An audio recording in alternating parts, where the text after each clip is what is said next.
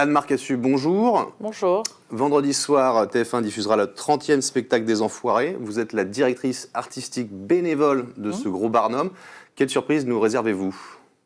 Ça, je peux pas tout vous dévoiler parce qu'évidemment, des surprises doivent rester des surprises. Mais bon, on a essayé quand même pour ces 30 ans d'avoir des...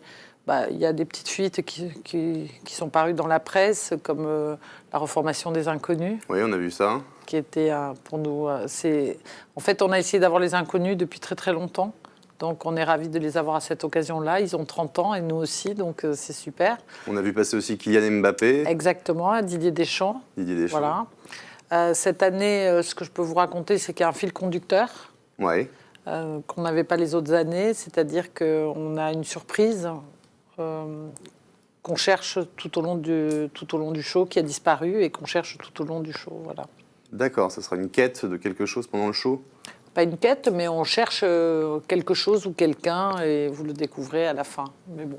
D'accord. Alors les Enfoirés, ce sont 31 tableaux, 10 sketchs. Combien d'auteurs travaillent avec vous pour préparer cette cérémonie? En fait, ils sont 3.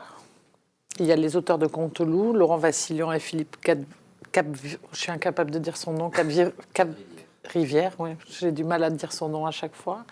Et un autre qui est l'auteur de Malik Bentala, Adrien, qui est venu rejoindre les troupes cette année et qui nous a apporté beaucoup parce que c'est vrai que automatiquement... Est-ce que vous pouvez reprendre le nom de... Je suis incapable. Non? Cap-Rivière. Voilà, faire du début, 3, 2, 1. Voilà. Alors. Je vais vous reposer la question, ce sera plus simple. Les Enfoirés, ce sont 31 tableaux, 10 sketchs. Combien d'auteurs travaillent avec vous pour préparer ce grand show? En fait, pour le show en soi, pour les tableaux variétés, ça, il n'y a pas d'auteur. Ça, c'est vraiment nous qui y travaillons. Mais autrement, pour les sketchs, il y a 3 auteurs, dont les 2 de Nicolas Canteloup, qui s'appellent Laurent Vassilian et Philippe Cap-Rivière. J'y arriverai jamais. Oui. Et un autre, l'auteur de Malik Bentala aussi, Adrien, qui est venu nous prêter main forte cette année. D'accord. Est-ce que vous vous inspirez de grands shows américains, par exemple, pour créer le spectacle des Enfoirés? En fait, on s'inspire un peu de tout. On regarde tout ce qui se passe, que ce soit dans les grandes cérémonies américaines, les clips, mais aussi les défilés de mode, les pubs. Vous voyez, il y a des tas de choses. Même, il y a un tableau qui est inspiré de Jackson Pollock, vous savez, l'artiste contemporain qui peint en jetant la peinture. En jetant la peinture, oui. Voilà, on regarde les photos de JR, en fait, tout, des magazines de mode, Avdon, tout peut être prétexte à inspiration. D'accord. Je crois qu'il y aura des hommages aussi pendant cette cérémonie. Bien sûr. Oui, parce que déjà, cette émission est dédiée à Véronique Colucci. C'est elle qui, à 30 ans, en 89, a été voir Jean-Jacques Goldman pour lui demander de faire quelque chose. Et donc, ils ont créé la première tournée des Enfoirés avec les 5 d'origine. Jean-Jacques, Johnny, Michel Sardou, Véronique Sanson, Eddie Mitchell, voilà. Et donc, évidemment, cette année, ça a été notre grande peine, notre grande tristesse qu'elle ne soit pas là pour vivre justement ces 30 ans, parce qu'elle a porté haut et fort les couleurs des Enfoirés. C'était vraiment la maman des Enfoirés. Voilà. Et donc, voilà, donc cette émission lui est entièrement dédiée. Ensuite, évidemment, Morane, qui a fait partie des Enfoirés pendant de nombreuses années. Et on fait également une chanson de Charles Aznavour.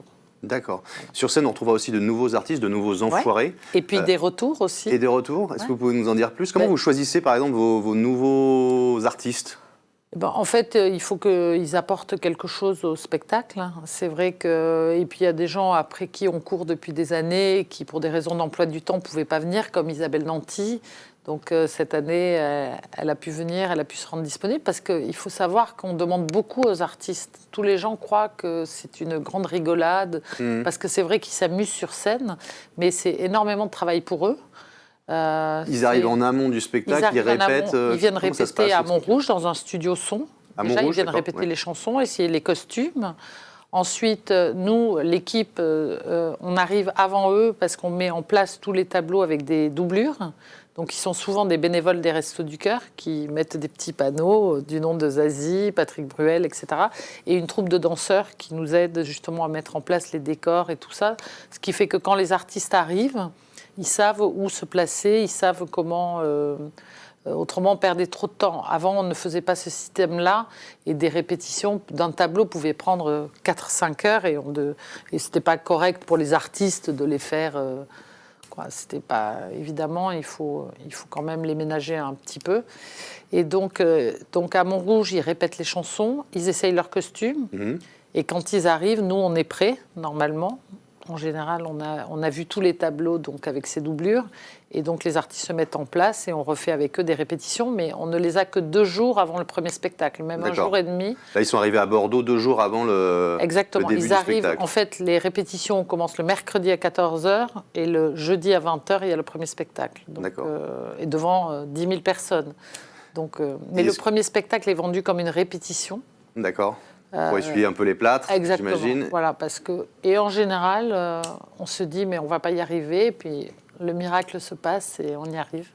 Est-ce que c'est comme au théâtre, la deuxième est toujours pire que la première? Oui, d'accord. Ben oui, parce qu'il y a du relâchement, en fait. Ils l'ont déjà fait une fois. Et puis après... Mais bon, ce qu'il y a de bien, c'est que c'est une troupe très motivée, très soudée, très... En fait... Parce qu'il y a eu pas mal de polémiques là-dessus sur l'ambiance qui règne dans les coulisses entre les artistes. Mais moi, vous savez quoi, ça me révolte. Toutes ces polémiques concernant les enfoirés me révoltent parce qu'il faut savoir que déjà, tout le monde, tous les artistes et toutes les équipes savent pourquoi ils font ça. Ils savent que c'est pour servir cette cause-là, pour les gens qui en ont besoin. Donc, qu'est-ce que cherchent à faire les gens qui polémiquent? Ils cherchent que ça n'existe plus, mais qu'est-ce qu'ils font eux-mêmes? Est-ce qu'ils donnent leur salaire quand ils écrivent des papiers sur les enfoirés? Est-ce qu'ils donnent leur salaire au Resto du Cœur pour parler des enfoirés, pour les critiquer? Après, cette émission, elle est peut-être pas parfaite. Il y a des gens qui n'aiment pas ce type-là, mais ça, tout le monde a le droit. Mais critiquer les critiquer à ce point-là, alors que ça ne sert qu'à faire du bien, moi, c'est une chose qui me révolte. Et est-ce que quand on est enfoiré pour la vie? Non, on a le droit aussi. Vous voyez, Michael Youn, cette année, tournait un film.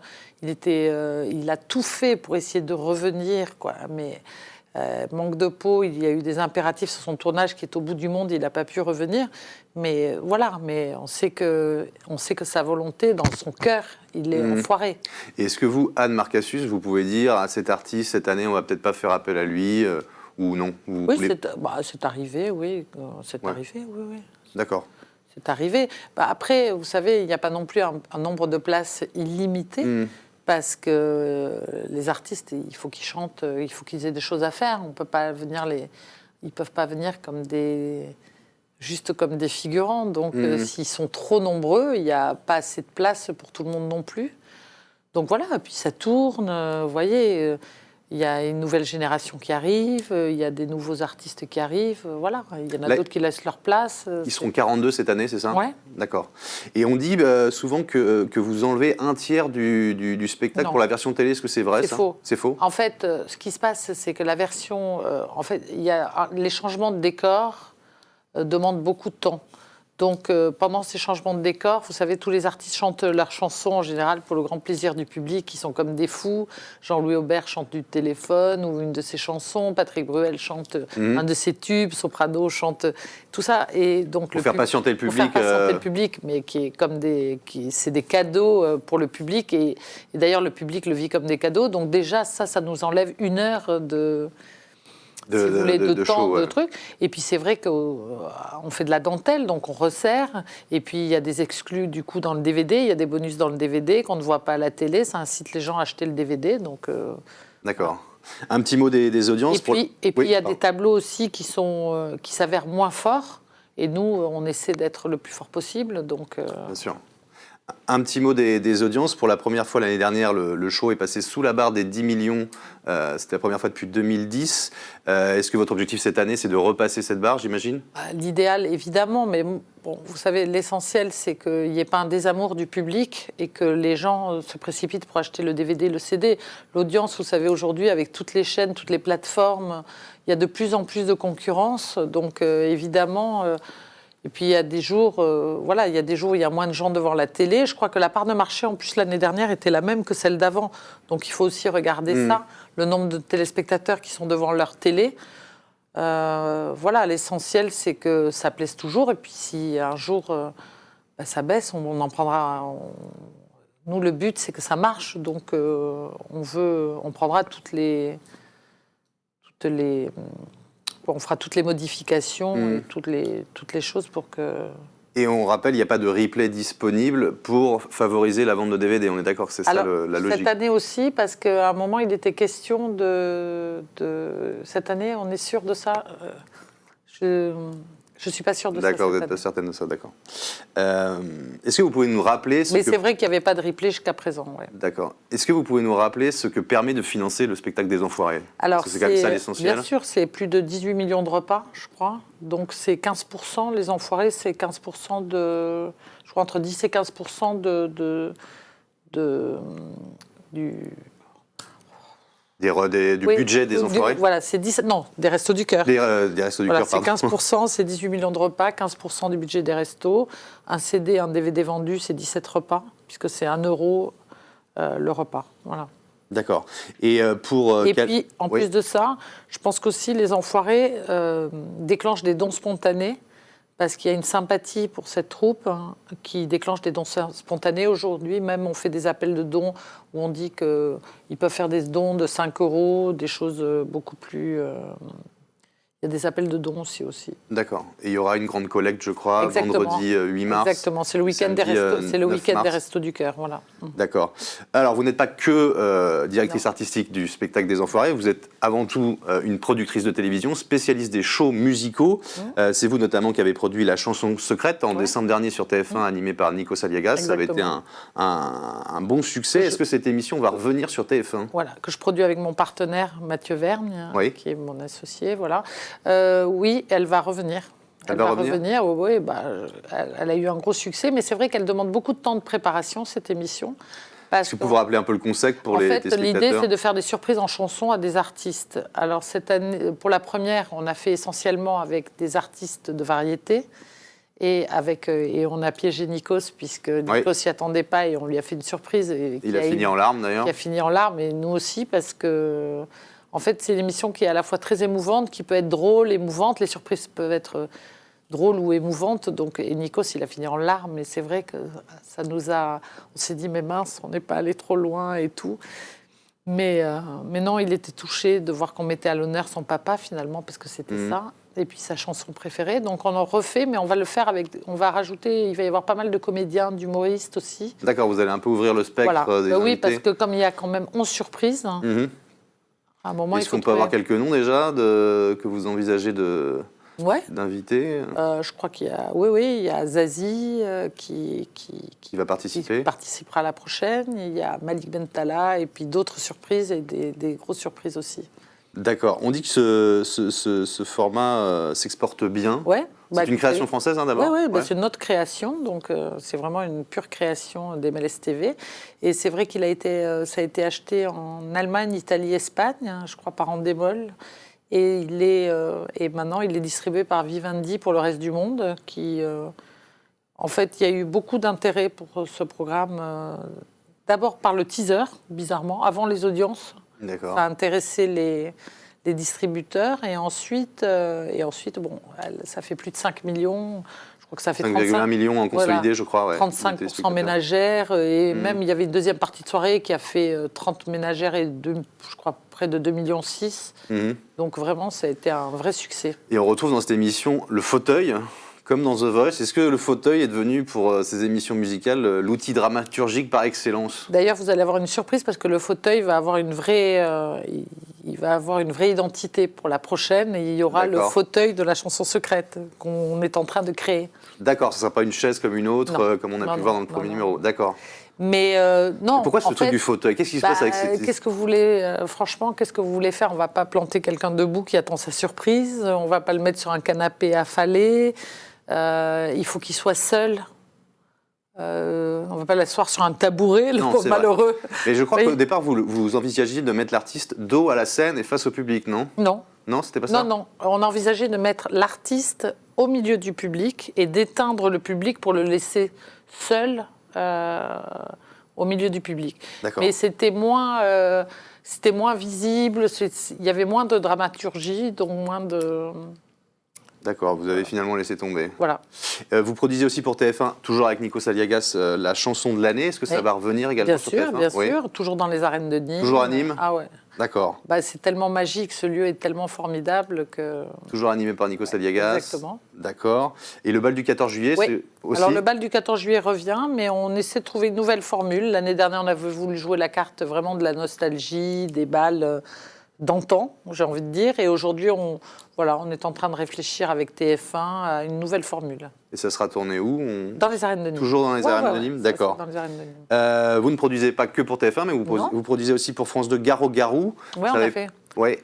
Bah alors, on était mal tombés ce jour-là. Ça n'avait pas fait, on le rappelle, une audience terrible. 2,1 millions de téléspectateurs, 9,9% de part d'audience. Non, mais on était tombés face à un jour où il y avait une concurrence redoutable. Je crois que c'était le retour il y avait Marlowe sur la 3. Ah oui, d'accord. Il y avait Cendrillon, je crois, sur la 6, qui a fait près de plus de 5 millions, ouais, je crois. Donc vraiment, on est tombé face à une concurrence redoutable. Et du coup, ça va revenir sur France 2, Garot-Garou? Non, je crois qu'ils ne veulent pas, mais je trouve ça très dommage, parce que je pense que c'était un très bon numéro 1, très bon pile, quoi. Ouais. Très bonne émission, bien, première émission. Moi, j'ai trouvé ça super. On demande que les artistes fassent des choses nouvelles. Et ben là, je trouve qu'ils en faisaient pas mal. Donc, c'était une super émission. Justement, vous parliez de choses nouvelles. On dit souvent que ce genre du show musical, on fait souvent un procès en ringardise à ce genre de programme. Est-ce que c'est très dur à renouveler? Les variétés sont dures à renouveler, dans la mesure où un artiste qui chante, c'est assez compliqué. Mais bon, moi, je pense que... moi, j'aime la notion de spectacle, donc c'est ce que j'ai essayé d'apporter tout au long de ma petite carrière. Ouais. J'ai essayé d'apporter toujours une notion de spectacle, c'est-à-dire que très peu d'émissions que je faisais se font en studio, elles se font toujours dans des salles de spectacle, si possible en direct, parce qu'en direct, il y a la petite magie, de l'imprévu, etc., etc. Et moi, j'aime bien les gros décors, j'aime bien les choses un peu... Justement, vous avez un peu la réputation de produire bien, mais cher. Est-ce que TF1 vous a demandé de faire des économies, par exemple, sur votre production? Au moins, je mets l'argent qu'il nous donne à l'antenne. Donc déjà, ça, c'est un signe de respect de son diffuseur. Oui. Voilà. Et puis, c'est moins un respect de notre chiffre, pas d'affaires, mais de notre résultat. Voilà, parce que je trouve que c'est important d'offrir aux téléspectateurs le mieux et voilà, et de respecter ses engagements aussi auprès des diffuseurs en livrant un produit qui est à la hauteur de leurs attentes. Mais est-ce que vous pourriez produire des émissions pour la TNT où on sait que les budgets sont plus petits? Non, mais on en fait, on produit une émission hebdomadaire, mais c'est pas moi directement qui m'en occupe dans la boîte, qui est une émission d'écologie sur Ushuaïa Télé, 26 minutes hebdomadaire. Donc, vous pouvez vous adapter à des économies plus contraintes comme celle de des chaînes de la TNT? Tout dépend. On ne peut pas faire un show dans les arènes de Nîmes pour la TNT au prix de la TNT. Mais voilà, on fait pas mal aussi de captation de spectacles avec des pré-shows. Et ces pré-shows, on essaie de les faire que ce soit des boosters pour le spectacle qui suit, en essayant de produire comme une petite émission de télé avec des artistes qui présentent. On essaie de faire des choses différentes. On avait fait ça avec Patrick Bruel à Lille, où c'était Michael Youn qui avait présenté avant. J'ai fait ça pour les 70 ans de Johnny. Pour toutes ces émissions-là, on essayait toujours de faire des petites émissions avant. Et alors, on les fait pour TF1 ou pour la TNT. Et donc, on y arrive très bien, ouais. Quels sont les projets des MLS TV? On a parlé d'un show pour M6. Est-ce que vous pouvez nous confirmer cela? Oui. Alors, ça s'appelle Les Artistes remontent le temps. Ils ont été tournés. Deux épisodes ont été tournés. On vient de finir quasiment le montage. La chaîne, je crois, est très contente et ça va être annoncé dans les prochains jours. D'accord. Est-ce que vous avez d'autres projets d'émissions dans les tuyaux? Bien sûr. On a des projets avec France Télévisions. Ils ont des dossiers entre les mains. On attend la réponse. Voilà. D'autres projets également avec TF1. Beaucoup de captations de spectacles l'année prochaine. Voilà. Sur France 2, on le sait, Patrick Sébastien va être évincé. Il va y avoir des cases de libre le samedi soir. Est-ce que vous êtes candidate à la reprise éventuelle de ces cases? Oui. Alors peut-être pas toutes, parce que je crois qu'il y en avait beaucoup, mais si on peut en avoir... Je crois qu'il y en avait 4 cette année. Voilà, mais si on peut en avoir une ou deux, on sera ravis, oui. D'accord, très bien. Merci beaucoup Anne-Marc Cassus. Merci beaucoup.